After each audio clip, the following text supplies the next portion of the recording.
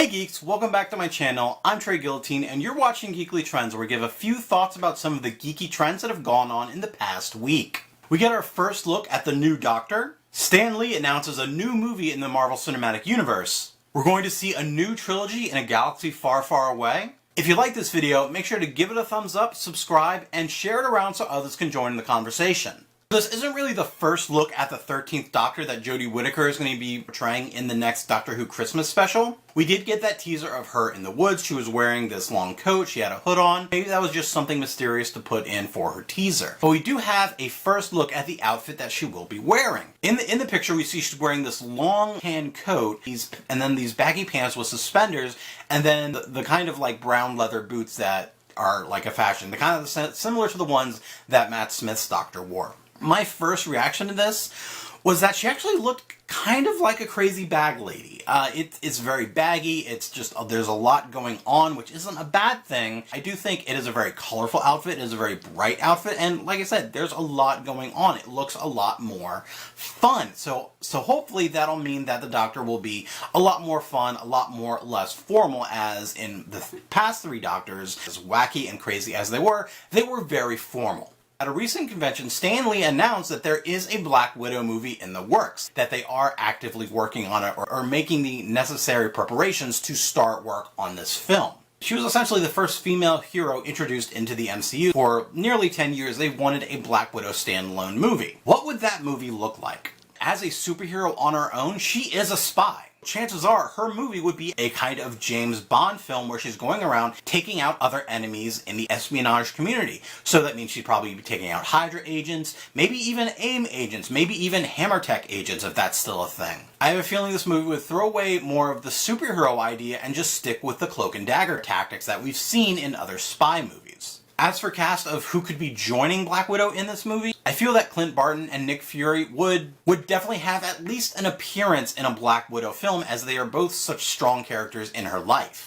It's also possible we could see Maria Hill or Sharon Carter, as they are also both members of the Marvel Cinematic Espionage Universe. I have a feeling that a Black Widow movie won't happen for a while, and would definitely be post-Infinity War. And we really don't know what the Marvel Cinematic Universe is going to look like, both in characters that are still around, and also just reality. As they're dealing with the Infinity Stones, it's entirely possible that the entire fabric of reality of the Marvel Cinematic Universe could essentially change. As of right now, Black Widow is in hiding after Civil War, after she turned against Black Panther and Iron Man. Does that mean that she and Captain America and everyone else are still hiding out in Wakanda?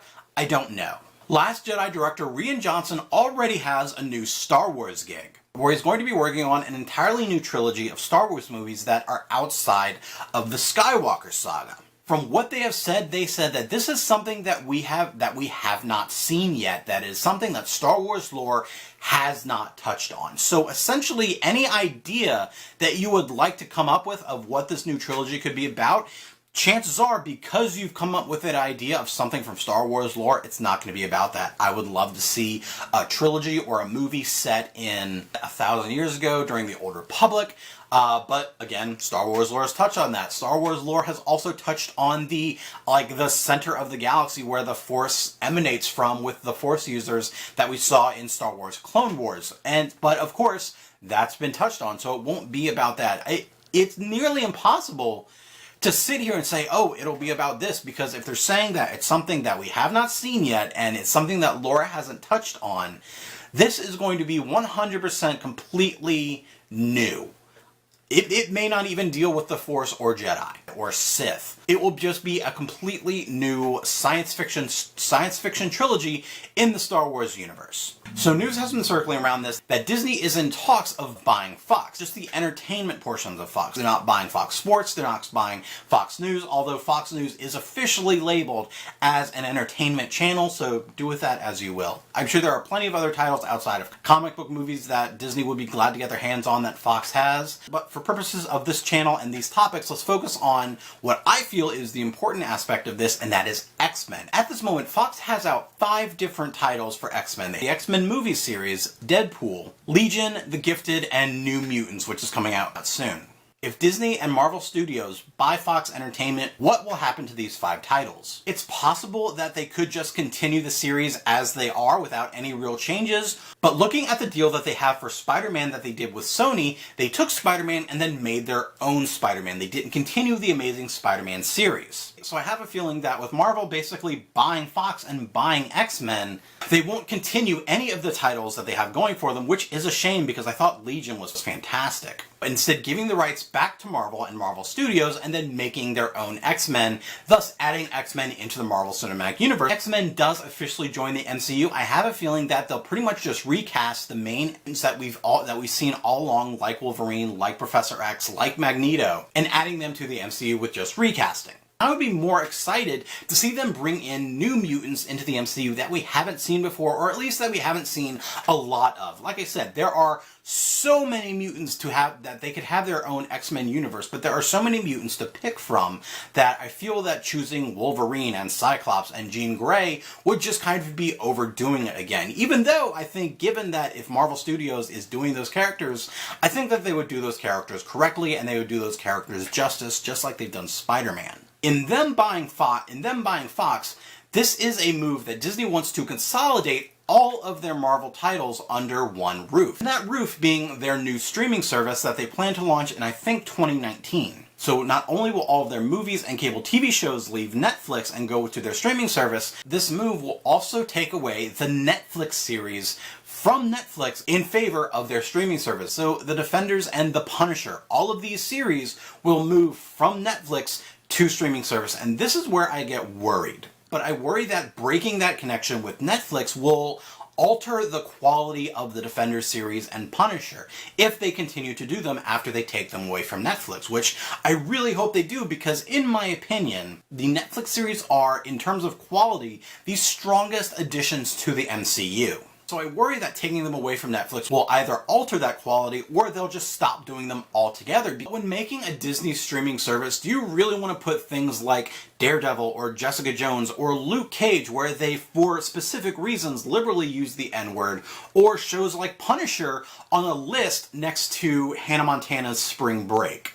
This is just another example of my worry of business dealings ruining a good thing. However, another part of this deal of consolidating all of Disney and Marvel's titles under one roof is that they have said that it will allow them to cross over TV and movies a lot easier.